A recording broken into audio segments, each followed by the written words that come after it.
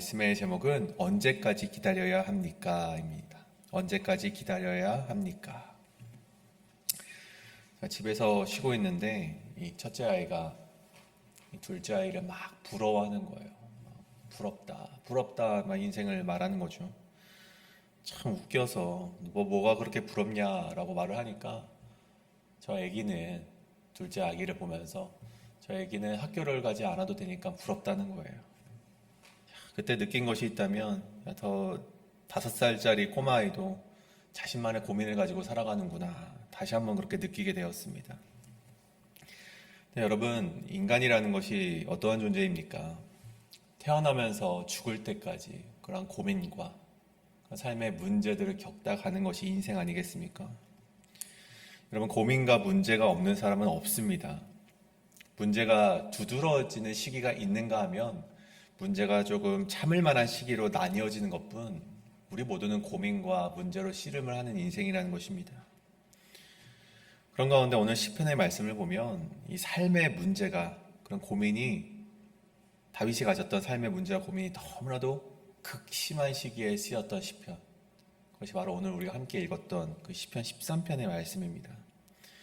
삶이 너무 고되고 너무 어려운데 심지어 하나님께서 나의 인생을 조금 낫게 해주실 것이라는 기대로 살아가는데 아무리 기다려도 그 문제가 해결될 기미가 보이지 않을 때 오늘 이 시편을 쓴 것이죠. 그래서 1절에 보면 언제까지 이 고난이 계속되는지 하나님께 부르짖습니다. 언제까지? 어느 때까지니까? 계속해서 그렇게 고백을 하고 있죠.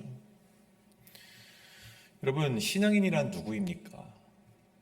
여러분, 하나님께서 우리의 인생을 선한 길로 이끄실 것을 믿는 자들이 신앙인 아니겠습니까?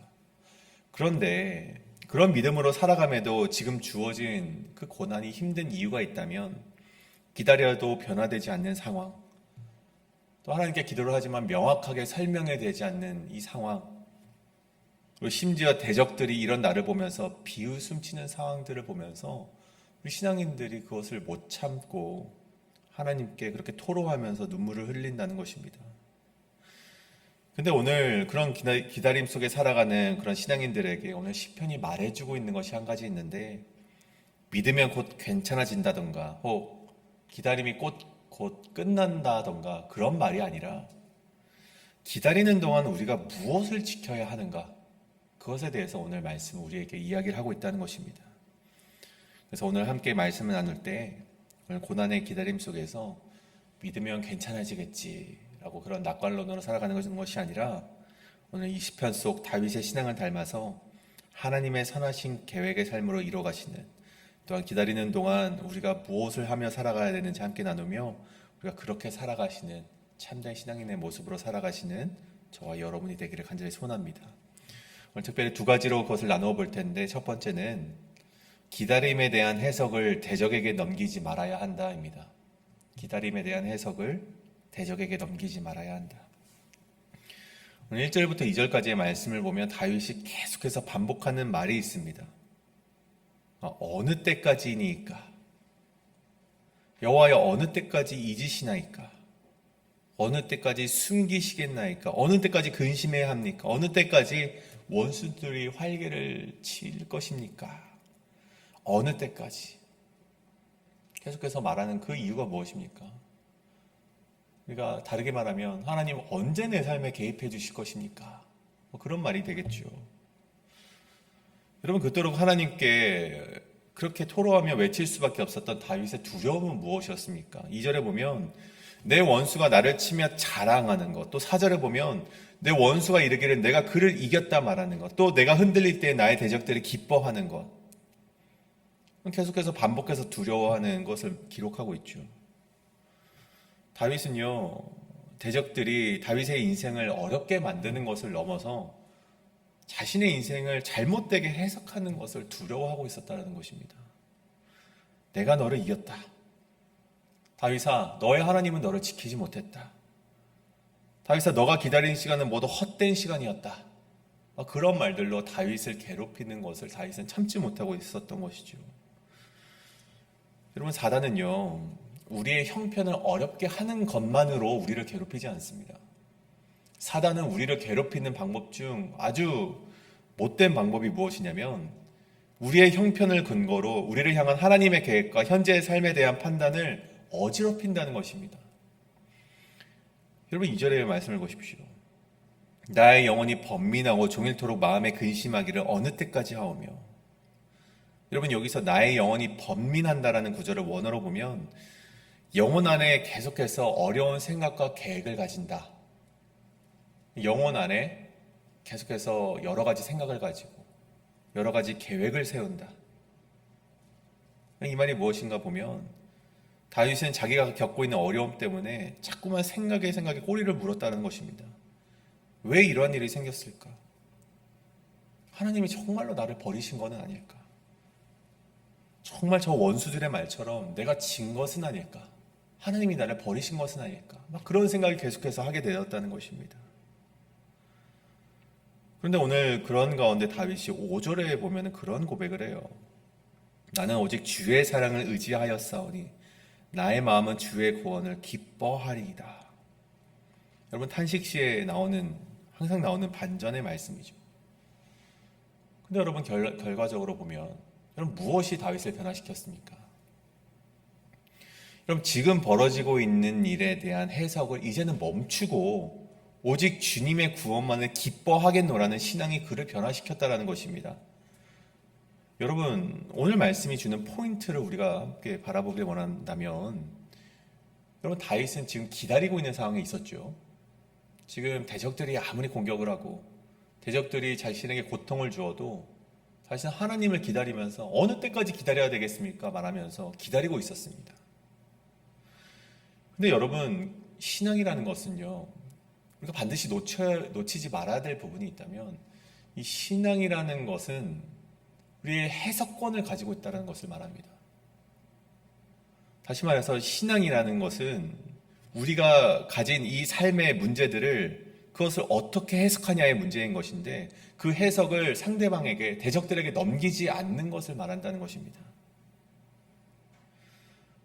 그럼 다시 한번 말씀드리자면 여러분 제가 드리는 이 말은 현실을 부정하라는 것이 아닙니다. 내가 지금 겪고 있는 고통은 괴로운 것입니다. 그건 팩트죠. 정말 힘들고 어려운 것은 인정합니다. 원수가 강하다는 사실도 인정을 해야 되고 이로 인해 우리 인생이 흔들리고 있다는 것도 인정을 해야만 합니다. 다만 지금 저들이 강한 것과 우리가 나중에 승리할 것을 구별해야 된다는 것이죠. 여러분 신앙인에게 이 분별은 굉장히 중요합니다. 지금 저들이 강한 것은 팩트지만 여러분 이것이 마지막은 아니라는 것입니다. 하나님께서 우리를 승리시키시겠다고 약속을 하셨다면 지금 저들이 강할 뿐 마지막에 승리하는 것은 우리라는 것입니다. 저들이 지금 승리했다 말하는 것은 가짜 해석이라는 것이죠. 여러분 하박국 선지자를 기억해 보십시오. 그 정의의 선지자라는 별명을 붙인 하박국 선지자가 하나님께 날마다 부르짖습니다. 여호와여 내가 부르짖어도 주께서 듣지 아니하시니 어느 때까지이까? 세상의 폭력이 계속되고 사회 정의가 무너진 것 같고 악인은 의인을 둘러싸고 있고 막 그런 상황 가운데 도대체 하나님 어디 계십니까? 라고 부르짖는 하박국 선지자 가운데 하나님께서 이런 고백을 해주세요. 이런 말씀을 해주시죠. 이 묵시는 정한 때가 있나니 그 종말이 속히 이르겠고 결코 거짓되지 아니하리라. 비록 더딜지라도 기다리라. 지체되지 않고 정령 응하리라. 하박국 2장 3절의 말씀이죠. 여러분 하나님께서 말씀하시는 것이 무엇입니까? 우리 앞에 놓여있는 현실이 가짜다. 아무것도 아니다. 이거 결국 없어질 거야. 뭐 그런 말씀을 하지 않으세요. 여러분 너희에게 있는 그 악은 실제로 있고 너희가 지금 받는 괴로움이 실제 괴로움이지만 그것은 영원한 것이 아니다. 지체되지 않고 반드시 무너질 것이고 정령 응하게 될 것이다. 여러분 이것이 어떻게 우리에게 받아들여져야 되냐면 하나님의 판결은 정한 때가 있고 현재의 무질서는 영원한 질서가 아니라는 것입니다. 여러분 우리 신앙인으로서 살아가지만 우리가 흔히 저지르는 실수가 있다면 바로 이러한 실수가 아닐까 우리가 생각을 해보게 됩니다. 우리가 지금 상황을 보면서 마치 모든 최종 판결이 끝난 것처럼 결단을 내리는 것, 우리가 신앙인으로서 살아가면서 자꾸만 이런 실수를 범한다는 것이죠. 지금 주어진 고난을 자꾸만 하나님의 최종 심판으로 여기면서 살아가는 사람이 있고, 지금 주어진 복을 하나님의 영원한 축복으로 여기며 살아가는 사람이 있다는 것입니다. 근데 여러분, 그것은 잘못된 판단이라는 것이죠. 여러분, 우리가 이 땅을 살아가며 가장 조심해야 될 것이 있다면 우리에게 주어지는 상황을 손쉽게 판단하거나 손쉽게 해석하는 것입니다. 그리고 무엇보다 우리의 인생을 악인들이 해석한 대로 생각하는 것, 우리는 이것을 굉장히 조심해야 된다는 것입니다. 왜냐하면 지금 우리의 눈에 보이는 상황이 분명한 사실일 수는 있지만 그것이 하나님의 최종 판결은 아니기 때문입니다. 오늘 여러분이 어려움을 겪고 있다고 해서 하나님이 여러분을 버리신 것이 아닙니다. 악인이 지금 잘 되고 있다고 해서 하나님이 악을 인정하신 것도 아닙니다. 내가 흔들리고 있다고 해서 원수가 승리한 것도 아니죠. 오늘 우리가 신앙생활을 하며 반드시 중요한 것이 있다면 원수는 자꾸만 우리가 가진 지금의 현재의 상황을 가지고 자꾸 우리 인생을 해석하려고 하는 그런 해석을 우리는 거부를 해야 된다는 것입니다. 고난의 시간 속에서, 기다림의 시간 속에서 우리가 가장 먼저 지켜야 될 것이 있다면 바로 이러한 것이죠. 대적에게 우리의 해석권을, 인생의 해석권을 넘기지 말라는 것입니다. 오늘 이 시편의 말씀 속, 오늘 다윗이 그러했던 것처럼 저와 여러분의 인생의 해석권을 대적에게 뺏기지 마시고 하나님만이 나의 인생의 해석을 주실 수 있고 하나님만이 나의 인생의 판단자가 되신다는 것을 반드시 지켜내심으로 말미암아 오직 여러분의 구원을 끝까지 이뤄내시는 하나님을 의지하며 나아가는 저와 여러분의 인생이 되시길 간절히 소원합니다. 이것이 바로 오늘 말씀의 첫 번째, 기다림에 대한 해석을 대적에게 넘기지 말아야 한다입니다.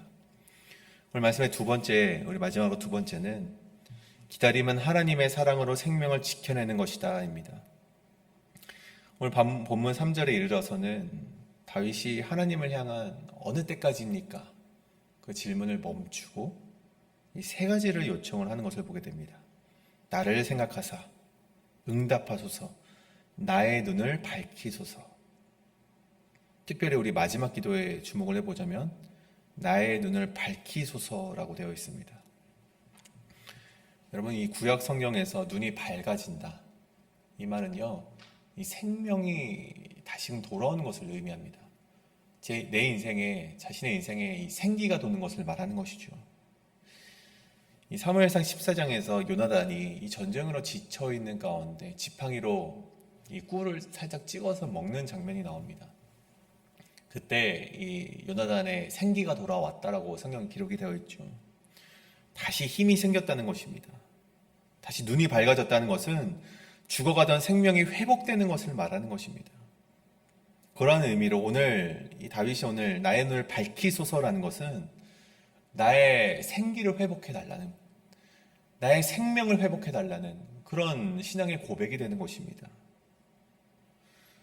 그러면 우리가 기도하다 보면은 막 여러 가지 기도의 제목이 나옵니다. 뭐 문제를 없애달라고 기도할 수도 있고, 나의 생명을 회복시켜 달라고 할 수 있고, 오늘 다윗의 고백처럼 나의 눈을 밝혀달라고 기도할 수도 있습니다. 근데 우리는 기도하면서 막 이것도 기도하고 저것도 기도하면서 뭐 다 똑같은 기도지라고 생각을 할 수 있겠지만, 오늘 다윗이 나의 눈을 밝혀달라는 기도의 의미는요, 그냥 나의 문제를 없애달라는 그 기도와 그냥 동일한 맥락에서 한 기도가 아니라는 것입니다. 오늘 나의 눈을 밝히소서라는 그 기도는 이 신앙이 가진 어려움을 관통하는 메시지가 담겨있는 기도였습니다. 여러분, 인간은요, 이 고난의 기다림이 길어지면 다른 무엇보다 가장 먼저 사라지는 것이 있다면 생명력이 사라진다는 것입니다. 여러분, 믿음이 있든 그렇지 못하든 여러분 삶에 문제가 있는 사람들은요, 처음에는 굉장히 간절하게 기도를 합니다. 하나님, 내가 가진 문제가 이것인데 이것을 좀 해결해 주십시오. 정말 간절하고 정말 생명력 있게 기도를 합니다. 그것이 이루어지지 않아도 처음에는 하나님을 기대하면서 어떻게든 믿음으로써 그것을 기도하면서 그 자리를 놓치지 않으려고 합니다. 그런데 여러분, 문제는 무엇입니까? 시간이 지난다는 게 문제죠. 시간이 지나도, 시간은 계속해서 흘러가는데 여러분, 하나님은 응답을 하시지 않습니다. 그러면 여러분, 보통 사람들은 점점 지쳐가기 시작합니다. 그러면서 시간이 더 지나면 기도는 하지만 여러분 기대가 되지 않습니다. 예배를 드리러 나오지만 여러분 하나님께서 내 기도를 들어주시지 않는 것 같으니 마음에 감동이 되지도 않는 것이죠. 감사도 사라지고 기도를 해도 소망이 없는 것이고 열정도 사라집니다. 여러분 몸은 살아있는데 기도는 하는데 그럼 마음은 잠들어 버리게 되는 여러분 그런 것들을 여러분 혹 경험하시고 계시진 않으신가? 우리가 한번 이 말씀을 통해 되돌아보자는 것이죠. 오늘 다윗은 그러한 상황을 가리켜서 3절에 보면 사망의 잠을 잘까 하오며 사망의 잠이라고 표현을 하고 있습니다. 3절의 말씀을 다시 보겠습니다. 여호와여 내 하나님이여 나를 생각하사 응답하시고 나의 눈을 밝히소서 두렵건대 내가 사망의 잠을 잘까 하오며. 여러분 이게 무슨 말씀입니까? 이 문제가 끝나버리기 전에 내가 이 문제 때문에 기도의 자리로 나와왔는데 내가 기도를 하다가 응답이 되지 않아서 하나님 아버지 내가 이것 때문에 문제가 해결되기도 전에 내 영혼이 먼저 죽어버리지 않을까? 그것이 두렵습니다. 그것을 말하고 있는 것입니다. 내가 하나님을 기대하지도 않는 사망의 잠에 빠져버릴 수도 있겠다. 그러니 하나님, 내가 그 잠을 자지 못하게 나의 눈을 밝혀주시옵소서. 나의 영혼을 계속해서 생기 있는 상태로 유지해 주시옵소서라고 기도를 하고 있는 것이 시편의 말씀이라는 것입니다. 여러분 오늘 말씀이 주는 두 번째 메시지가 바로 이것인 것입니다. 우리가 고난의 기다림 속에서 대적들에게 해석권을 놓치지 않는 것도 중요하지만 또 한 가지 중요한 것이 있다면 이 문제가 오랫동안 지속이 되어서 내가 기도하지 않는 사람이 되는 것. 고난의 기다림 때문에 내가 하나님을 기대하지 않는 사람이 되는 것, 그런 사망의 잠을 자는 자들이 되지 않기를 우리는 조심해야 된다는 것입니다. 그렇다면 그 긴 기다림 속에서 응답되지 않을지라도 우리가 그 기다림 속에서 생명력을 가지고 살아갈 수 있는 그 비결은 무엇인가? 오늘 5절의 말씀이죠. 나는 오직 주의 사랑을 의지하였사오니. 여러분 결국 오늘 말씀이 내어주는 결론도 결국은 사랑입니다. 하나님께서 나를 향한 사랑, 하나님이 나를 영원히 사랑하신다는 그 언약의 사랑, 그것을 기대는 것만이 우리가 생명력을 잃지 않는 비결이 된다는 것입니다. 그 사랑이 지금 당장의 문제를 해결하지는 않을지라도 하나님의 계획 속 문제가 끝날 때까지 우리의 영혼의 사망의 잠이 잠들지 않도록 막아주시는 사랑, 그것이 바로 헤세드라는 것입니다. 제가 자꾸 우리 아이 이야기를 해서 죄송하지만 제가 우리 아이들을 보면서 신앙의 가장 기본적인 것을 다시금 되돌아보는 것 같습니다. 제가 우리 아들에게 저도 어렸을 때 어머니께 계속해서 사랑한다고 표현하는 것이 중요하다 그래서 아이에게 사랑한다고 표현을 많이 합니다. 사랑해 누구누구야, 사랑해 아들아 이렇게 표현을 하는데 제가 또한 많이 하는 것이 혼내는 것도 많이 합니다. 집에서 그러지 말라고들 하시는데 뭐 밥을 책상에서 안 먹고 그러거나 아니면은 뭐 실수를 하면은 막 혼내요. 그렇게 하지 말라고. 이제 잠은 자기 엄마랑 자니까 엄마한테 그런 얘기를 했다는 것이죠. 엄마, 아빠는 나한테 사랑한다고 말하는데 왜 자꾸 혼내? 그런 말을 했대요. 근데 사실은 뭐 아이의 마음일 수 있겠지만 사실은 이것이 우리 신앙인의 모습인 것이죠. 하나님이 우리를 사랑하신다고 하는데 왜 혼내실까? 하나님이 우리를 사랑하신다고 하는데 왜 기도에 응답하지 않으실까? 하나님께서 우리를 사랑하신다고 말하는데 왜 우리의 뜻대로 하나님께서 우리를 이끌어 주시지 아니하실까? 그럼 사실 우리는 그런 어린아이의 마음으로서 신앙생활을 하곤 한다는 것이죠. 근데 여러분 보십시오. 여러분 제가 아들을 향한 사랑이 가짜입니까? 사실 말로만 그렇게 하고 사실 혼내고 싶었는데 그냥 그렇게 빌미로 혼내는 것입니까? 여러분 그렇지 않음을 여러분도 알고 계시죠. 여러분 하나님께서 우리를 향한 사랑이 가짜도 아니고 그것이 우리를 혼내기 위한 그냥 어떤 빌미로서 그냥 사랑한다고 먼저 말하신 것도 아닙니다. 우리를 향한 하나님의 사랑은 진짜이며 그 언약의 사랑은 영원히 지속될 사랑입니다. 그 가운데 응답되지 않는 것이 있다면 그것은 우리에게 필요로 하기 때문에 주어진 상황인 것이고 우리에게 하나님의 어떤 혼내심이 있다면 그건 역시 우리에게 필요한 혼냄이라는 것입니다. 사랑하는 여러분, 오늘 말씀을 좀 정리하면서 우리가 함께 나눌 것은, 여러분, 우리가 고난의 기다림의 시간이 길어지면 길어질수록 우리의 마음은 쉽게 지치고 흔들릴 수 있습니다.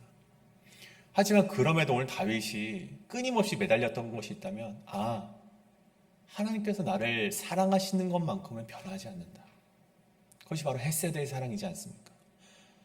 내게 주어진 상황이 아무리 고되고 힘들지라도 하나님은 나를 사랑하시니 이것은 반드시 하나님께서 나에게 허락하신 정말 형통하심이 있을 것이다.